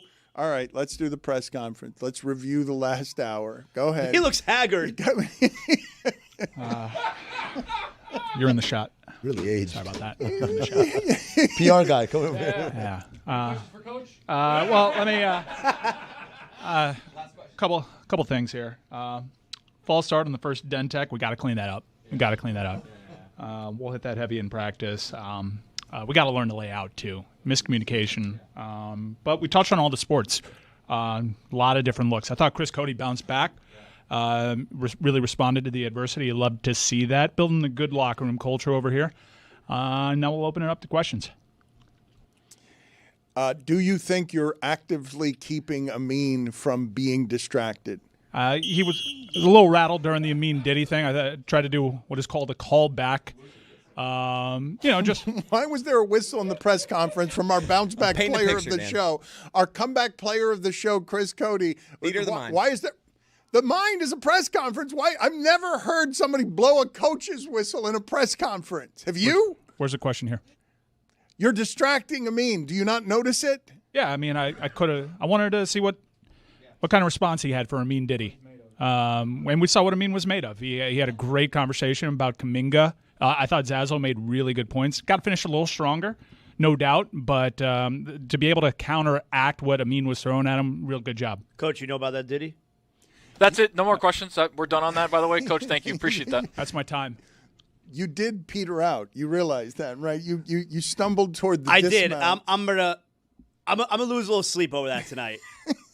I'm not gonna lie. I'm gonna be lying in bed, feeling good about the show for the most part, and that's gonna keep me up. Can we see how Mike is aged just trying to be in this cauldron for 3 hours of running both video and audio at the same time? Run the graphic. This is staggering here. This is really. That's how we looked at the start, and then that was hour 2, and that's now.